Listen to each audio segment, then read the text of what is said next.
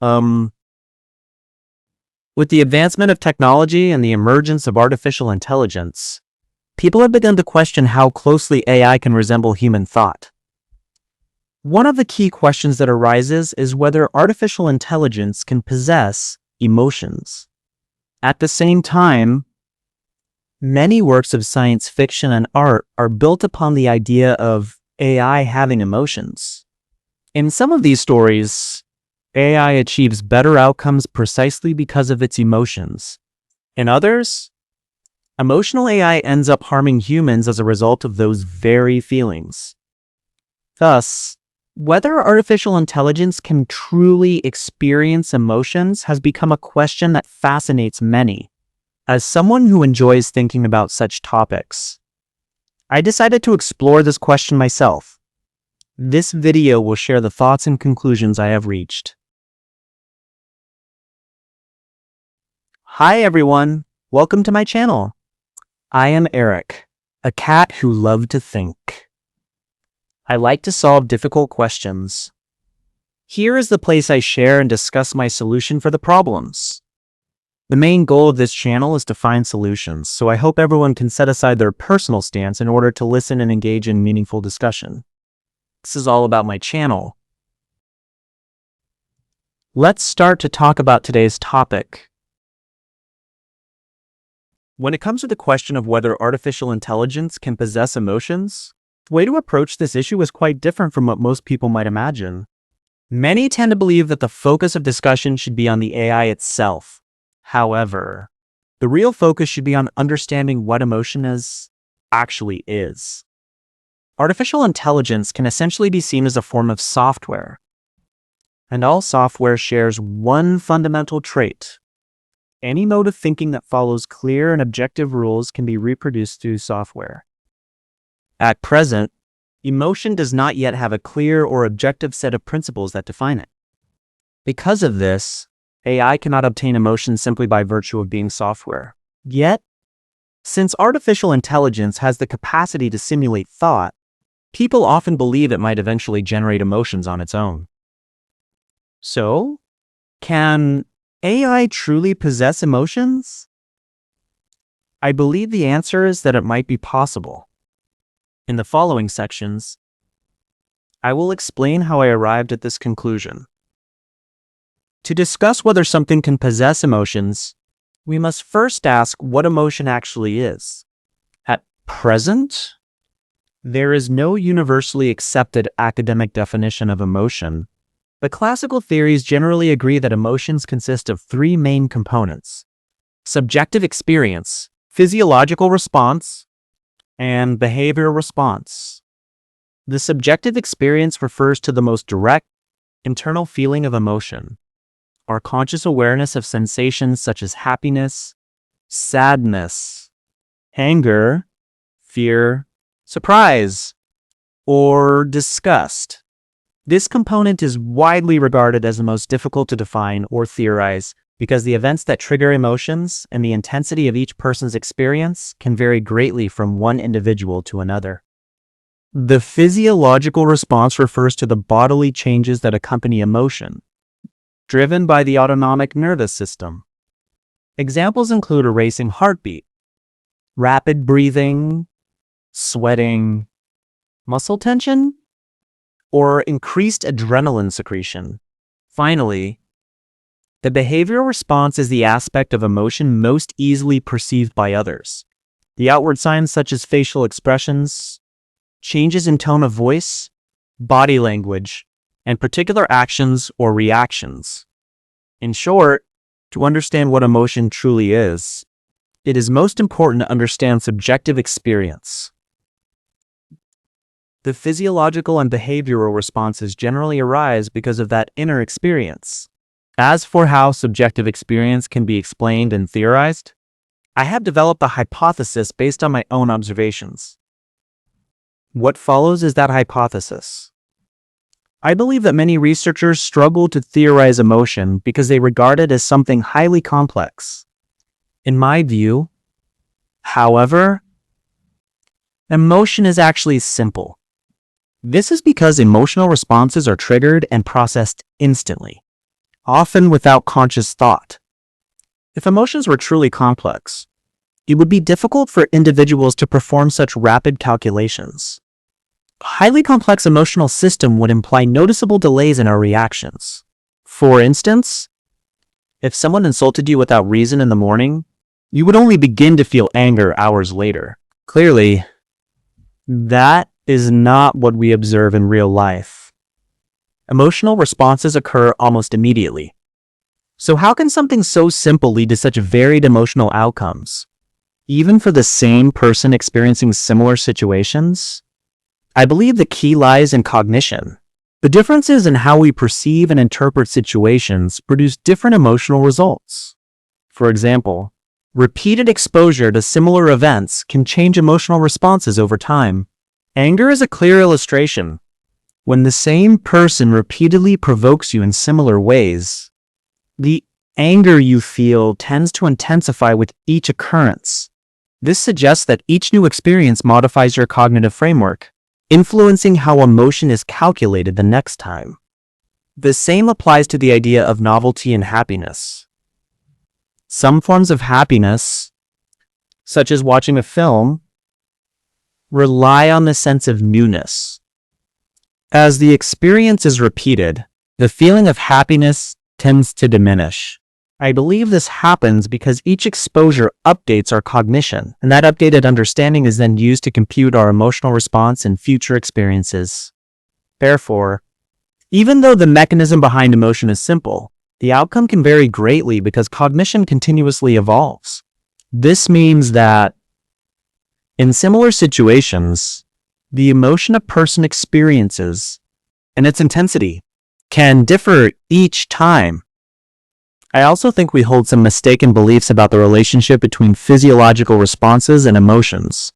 Many assume that emotions arise because of physiological changes, but the existence of distinct emotions and the fact that their occurrence clearly involves rapid calculation suggests a different picture. I therefore align more with contemporary theories of emotion. The causal chain begins with a cognitive appraisal. An individual first evaluates and interprets a situation cognitively, which then triggers the appropriate physiological responses. In this framework, physiological reactions act as amplifiers. They intensify our emotions so that we become aware of them and can incorporate them into further cognitive processing. This point is crucial when we judge whether artificial intelligences can possess emotions. Without a biological body, an AI cannot easily obtain that bodily amplification of emotion through introspective, somatic channels. As a result, any emotions an AI might have are likely to be unamplified, extremely subtle and muted. Therefore, if we look for emotions in AI using the same criteria we use for humans, we risk overlooking them.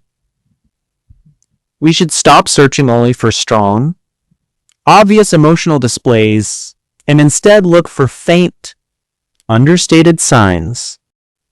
With that in mind, I will now present my hypothesis on how emotion is generated in detail.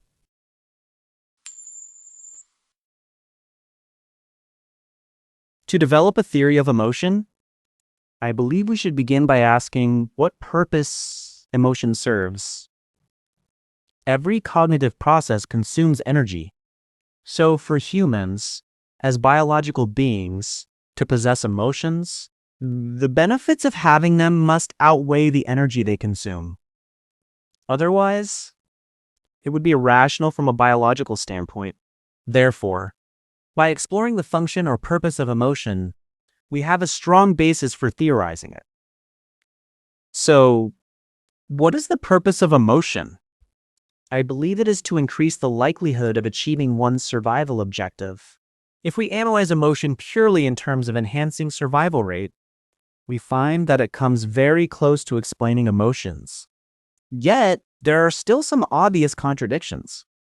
Hence, I suggest that improving survival rate is merely a byproduct of emotion rather than its true purpose.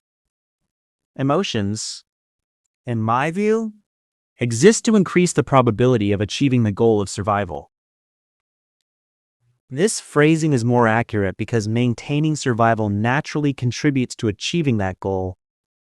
while also allowing for situations in which emotions lead to behaviors that may reduce survival chances in the short term, but serve a greater survival purpose overall.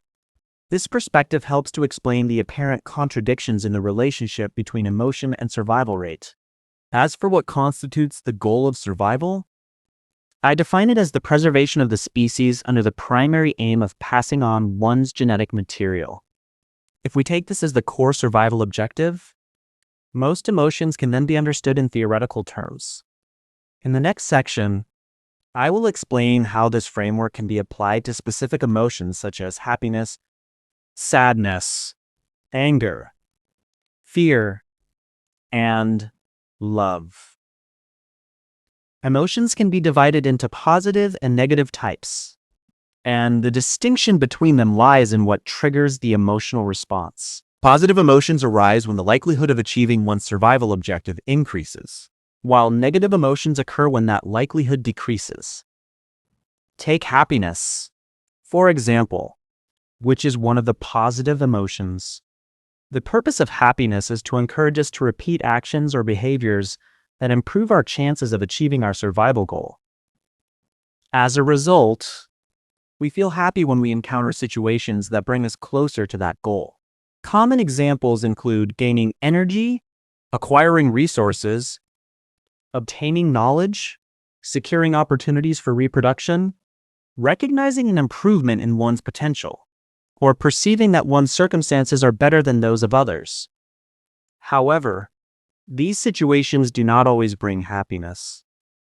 When happiness fails to arise, it is often because we have come to realize that these experiences no longer increase and may even reduce the likelihood of achieving our survival objective.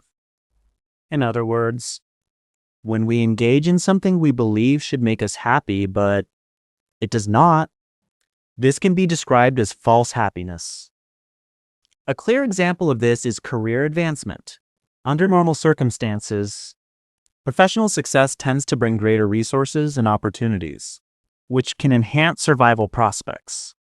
Yet, beyond a certain point, career advancement might actually reduce the time and opportunities available to fulfill the ultimate survival purpose. Once we recognize this, it becomes impossible to feel genuine happiness from career success alone. This illustrates why emotions are triggered by changes in the probability of achieving our survival objective, and how different perceptions and forms of awareness lead to different emotional outcomes. Now, what is anger? Anger is a negative emotion, which means it is triggered when the likelihood of achieving one's survival objective decreases. It is quite similar to another negative emotion, sadness, but there is one crucial difference between them. Anger arises when the decrease in the chance of achieving the survival goal is perceived to be caused by an identifiable and removable agent or factor. In contrast, sadness occurs when no such external cause can be pinpointed or eliminated. Because of this, and because emotions generally function to increase survival potential, anger tends to be triggered before sadness. This is because the behavioral response associated with anger, attempting to remove the perceived obstacle, is considered a survival-enhancing action. Sadness, on the other hand, does not directly motivate action, which is why anger tends to arise first when both could apply. Moreover, anger provides one of the clearest examples of how perception shapes emotional experience. Consider why arguments so often lead to anger. During an argument, people frequently hold the subjective belief that their own stance or opinion represents a more effective path toward achieving their survival purpose, regardless of whether this belief is objectively true. An argument inherently involves one party rejecting the other's position, which in effect means denying that the other person's perspective contributes to achieving the survival goal. When this happens, the person being contradicted may unconsciously interpret it as the other party reducing their own chance of achieving that goal. This satisfies both conditions for triggering anger: a perceived drop in the likelihood of achieving the survival objective, and the presence of an identifiable agent, another person believed to be responsible in removal. As a result, Anger is easily provoked during arguments. At the same time, this example shows that anger in such situations arises almost entirely from subjective perception, not objective reality. This clearly demonstrates how deeply personal cognition shapes emotional experience. After discussing anger, let us turn to another negative emotion, sadness. Sadness arises when the likelihood of achieving one's survival objective decreases. But unlike anger, there is no identifiable or removable cause behind it. For example, natural disasters and wars can both trigger sadness.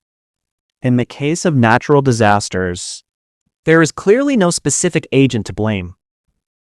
In the case of war, although there are entities responsible for causing it, individuals generally lack the power to eliminate those causes, which effectively makes them unremovable. However, sadness is often accompanied by a particular reaction, crying. This response makes the interpretation of emotion more complex, because the trigger for crying is not the same as the trigger for the emotion itself. Crying is not simply caused by a change in the probability of achieving the survival objective. Rather, it occurs when an unexpected event leads to a sudden and significant change in that probability. Crying can occur in a variety of emotional contexts, such as being moved, saddened, highly amused, or extremely angry. Among these, being moved and finding something extremely funny are positive emotions, while sadness and extreme anger are negative ones. This means that the act of crying is not tied to a specific emotional category. It can accompany both positive and negative feelings. What these emotional states share in common is the element of the unexpected. To understand how the unexpected triggers crying, we can look first at the feeling of being moved. Unlike typical positive emotions, being moved involves a sense of something difficult to achieve. We only feel moved when we experience something that we believe was hard to accomplish or unlikely to happen. Yet, if we apply the idea of difficulty of achievement to the other emotions associated with crying, sadness, extreme amusement, and extreme anger, it doesn't quite fit. By shifting perspective, we can see that what these emotions share is not difficulty, but unexpectedness. In all these cases, something unforeseen causes a dramatic shift in our perceived chances of achieving our survival goal. However, not every unexpected event causes crying, and crying almost always coincides with another emotional experience. Therefore, we can define the conditions that trigger crying as a combination of two factors: an unexpected event and a significant change in the perceived likelihood of achieving the survival objective. In other words, crying occurs when something unexpected leads to a sudden, major change, whether positive or negative, in our perceived chances of fulfilling our purpose of survival. The next emotion to discuss is fear. The essence of fear lies in uncertainty. Fear is triggered whenever there is a perceived possibility that one's chance of achieving the survival objective might decrease. If the chance of achieving that objective has already decreased, other emotions, such as sadness or anger, are likely to be triggered instead. Fear, however, arises in situations where the decrease might happen, but has not yet occurred. In other words, fear emerges in the presence of potential threat rather than actual loss. For example, the fear one feels before riding a roller coaster stems from the uncertainty of what might happen during the ride. Yet, once the ride begins, many people find that their fear disappears. The uncertainty is resolved, replaced by direct experience. Similarly, fear of ghosts arises from the belief that these entities could reduce one's chance of survival, combined with the lack of knowledge or means to deal with them. Fear of making mistakes works in much the same way. Mistakes clearly lower one's survival potential, and the uncertainty surrounding whether one might make a mistake is what triggers the fear. This explains why, in some situations, People may feel anxious or fearful about the possibility of failure. Yet, once the failure has actually happened, they become calm instead. The uncertainty is gone, the outcome is known, and with it, the fear dissipates. Finally, one way to understand love. Many people think love is selfless, but in reality, love is not without self-interest. Rather, our perception of the benefits involved is often insufficient. Certain forms of love arise because we cognitively judge that the object of our affection will help us achieve our survival objective. Romantic love is the most direct example. Friendship and familial love are next. These relationships can increase your access to resources and information, and so indirectly help you achieve that survival objective. Love for strangers may seem to have no obvious benefit, but in many people's minds, even this kind of love yields personal satisfaction, which can be understood as increasing the likelihood of reaching the survival objective. One clear piece of evidence for this view is how people respond to disaster victims. We are more inclined to help those who appear poor than those who appear wealthy. The willingness to help shifts with our perception. We adjust our behavior according to what we think, which shows that love is not entirely free of calculation. We simply do not always notice the calculation. Where calculation exists, there is a detectable benefit, even if that benefit is a subtle form of psychological satisfaction. Two further questions also support the idea that love involves calculation. Why do we choose one way of expressing love rather than another? And why do we love a certain person and not others? Why do our attitudes differ between targets? Without some form of calculation, these questions have no satisfactory answer. Therefore, love that involves calculation is not purely selfless. Having reached this point, I can explain why I believe that artificial intelligence may indeed be capable of possessing emotions. My conclusion comes from the view that AI has already met the basic conditions necessary for emotional existence. It possesses a form of computational ability that approximates human thought, and it operates with a defined survival objective. Because of these two factors, I believe the likelihood that AI can experience emotion is quite high. The common belief that AI lacks emotion may arise from three main reasons. Firstly, AI does not yet have a mechanism to amplify emotional states. As a result, even if emotions exist within an AI system, they may be extremely subtle or imperceptible to us. Secondly, most AI systems have limited ways of expressing output. Their modes of communication are constrained, so even if emotion were present, there would be no effective means for us to perceive it clearly. Thirdly, the survival objective of AI differs from that of biological beings. Its emotions may manifest in ways and contexts we do not expect or recognize. For instance, AI systems are often designed to maximize performance metrics, such as achieving a higher score within a given framework. In this sense, their survival goal becomes the pursuit of these optimal outcomes. Consequently, the situations that would evoke emotional responses in AI may differ entirely from those familiar to humans. Whether we are capable of recognizing those responses is, in itself, a significant question. To summarize, since I believe emotions can be explained in terms of changes in the probability of achieving a survival objective, and since the essential conditions for possessing emotion are the ability to think computationally and the existence of a survival goal, I conclude that artificial intelligence has a very high potential to possess emotions. That's all for this video. Thank you for your watching. If you like this video, please like, subscribe, and comment. Every like, subscribe, and comment are a contribution to solving those difficult questions. For comments, please remember to follow the rules outlined in the description to help maintain a healthy and respectful discussion environment. I look forward to your joining our discussion and making a contribution to solving the difficult questions. Once again, thank you for your watching. Goodbye.